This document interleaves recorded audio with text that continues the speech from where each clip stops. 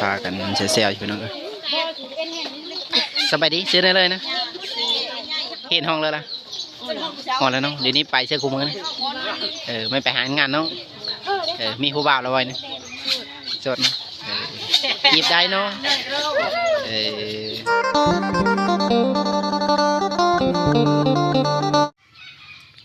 ทักทายสบายดีนะ FC ทุกคนวันนี้ก็ค่อยว่าสิไปงานดองเขาอีพี่น้องเลยงานดองอยู่บ้านเวียงไซเมืองอาสะพรแขวงสวรรณเขตน้องพี่น้องเนาะตอนนี้ก็ค่อยกำลังสิไปแล้วก็ขี่รถจักรไปเนาะพี่น้องไปเบิ่งภายในงานนำกันว่ามันสิเป็นแนวเลยนี่ไปนี่เขากำลังพักโง่อยู่เนาะพี่น้องเนาะเดี๋ยวเฮากาสิย่างเข้าไปเบิ่งข้างในพระพี่น้องเลยเขากำลังพักกระเซลอยู่ตอนนี้อันนี้ก็สิเป็นเตียงพักหมูนะพี่น้องเนาะนี่ก็จะเป็นโหมพี่น้องตัวใหญ่แต่ถือว่าตัวใหญ่มั่นกับลายอยู่ได้พี่น้องโอ้แผนกซอยเท่มาเนี่ยแผนกซอยเนาะ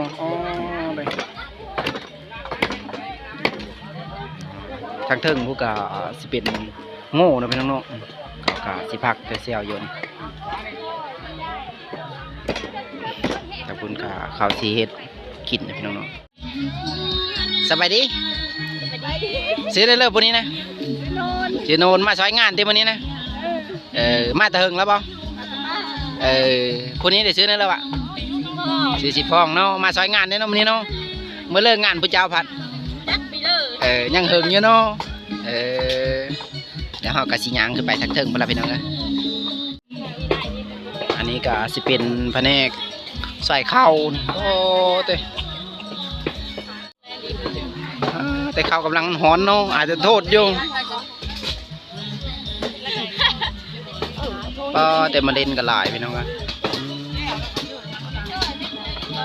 นี่ก็แผนกซอยน้ำกินน้ำไหมน้อง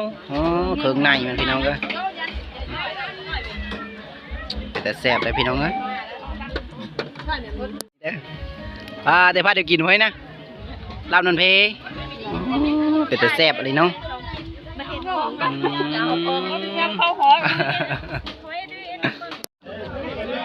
นี่กับแผนกไมโครพี่น้องโคน้ำแล้วก็กินข้าวกินน้ำพี่น้องก็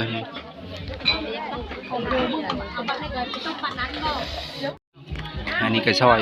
อยเป็นตอนนะพี่น้องอันนี้ก็สีขาวสีโคดาดเซอร์โต๊ะเซอร์ตั้งแมลงพี่น้องนี่ก็แผนกเคยพี่น้องเลยถือว่าเต็มกระซ้ำ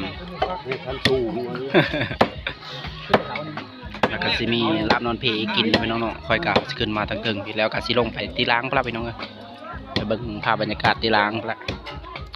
แล้วท่านี้กะสิพากันกินข้าวนะพี่น้องเนาะลาบนอนเพตัวน้อยๆนะพี่น้องแต่ว่าคนลายตัวนะเอ็ดกำเยอะๆด้วยฮะอ๋อเป็นแซ่บเนี่ยลาบนอนเพเนาะโอ้เป็นกินจุเบิ่งพี่น้องเดี๋ยวทางพุ้นกะเขากำลังตั้งโต๊ะตั้งเต็นท์ตั้งตู้นะพี่น้องเนาะแล้วก็ย้ายโต๊ะย้ายตั้งประมาณนั้นนี่กะสิเป็นประตูทางเฮ้านะพี่น้องเนาะ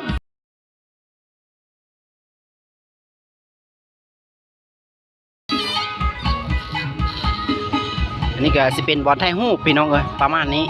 เดี๋ยวว่างามอยู่เลยพี่น้องแล้วนี้เขากะสิมาแต่ตักน้ำเนาะพี่น้องเนาะมาตักน้ำกินพี่น้องอยู่สร้างพุ่นละสร้างกันสร้างอยู่กลางหน้าพอพี่น้องแล้วเขากะสิยางเขาไปถามไปพี่น้องมาแต่เฉยนะมาแต่ตักน้ำกินน้ำกินอยู่แต่สร้างพุ่นบ้องพี่น้องไปสิตักน้ำกินมาสร้างหาบมือแบบนี้แหละพี่น้องแถวบ้านนอกบ้านนาเขากะสิหาบมือเขากะสิเขาถามเจ้าสาวพี่น้องเนาะสวัสดีเจ้าสาวยังไม่ได้แต่งโตอยู่เนาะมาแรกมาแล้วยังแต่งโตเนาะเดี๋ยวนี้เป็นท่านแต่งโตพี่น้องเจ้าสาวเป็นท่านแต่งโตอันนี้ก็จะเป็นตู้ตีงานมาแรงพี่น้องถือว่าดังเติมได้ตู้กันพี่น้องตู้หรือเครื่องเสียงนะพี่น้องอันนี้ก็กำลังใหญ่โตใหญ่ตั้งพี่น้องอันนี้ก็จะเป็นแผนกเป่ามาปรุงนะพี่น้องเป่าปรุงแล้วก็สิตกแต่งภายในงานนะพี่น้องพากันเป่าเซลล์นี่อันนี้ก็จะเป็นกองบันเซิร์น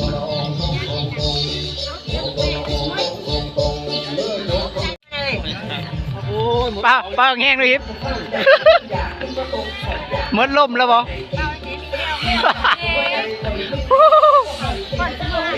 จนจะมดล่มแล้วเนาะยังมีปุ้งอยู่ นี่ปลาสูบน้อยเลยพี่น้องสปากันเซลล์อยู่พี่น้องสบายดีซื้อได้เลยนะเห็นห้องเลยล่ะห้องแล้วน้องเดี๋ยวนี้ไปเสื้อคุมมือนะไม่ไปหางานน้องมีผู้บ่าวแล้วไว้นะสดนะจีบได้เนาะโอ้ได้ลายแล้วเนาะกันเป้าเมิดนี่เจอนายสิล่มเมิดแล้วกันเป้าลายมีสูบเนาะเมิดล่มแล้วเติบเลยพี่น้องอันนี้ก็สิพากันเป้าอยู่พี่น้องมาปรุงถือว่าลายอยู่ได้แก้มปรุงแล้วเนาะอันนี้ก็เป้าปรุงอยู่เป้าให้เบิ่งหน่อยทางพุ่นกะสิพากันมัดตกแต่งพี่น้องอันนี้ถือว่าเริ่มมีสีสันเข้ามาแล้วพี่น้องกันนี่ก็เขากำลังเป่าปรุงพี่น้องเป่าเก่งอะไรพวกน้อยนะแต่เป่าเก่งอะไรนี่เนาะซื้อในเรื่องพวกนี้นะกิมเห็นห้องเลยล่ะหมวด2นะเนาะเป่าเบิ่งด้วยฮะเป่าเก่งเลยเป่าปรุงพี่น้องพวกนี้ได้เป่านะฮะซื้อในเรื่องพวกนี้นะเห็นห้องเลยล่ะฮะมอละมอ4แล้วบ่ม5ปีหน้าเนาะไม่เห็นต่อบ่อ๋อเนาะมีผู้บ่าวแล้วบ่โสดเนาะ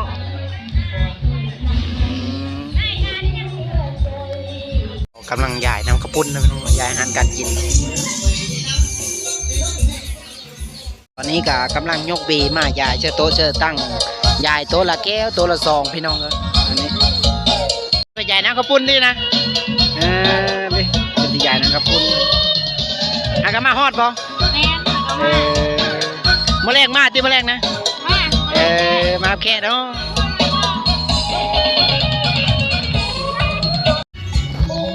แล้วสำหรับคลิปนี้กะสิท่าให้พี่น้องได้เบิ่งได้ส้มซ้ำนี้นะพี่น้องเนาะคอยกะสิกลับมาก่อนเพราะว่ามันค้ำแล้วตอนนี้พี่น้องสำหรับคลิปนี้กะสิจบเพลงเท่านี้คลิปหน้าเจอกันใหม่ฝากกดไลค์กดแชร์กดติดตามกันเด้อพี่น้องเด้อ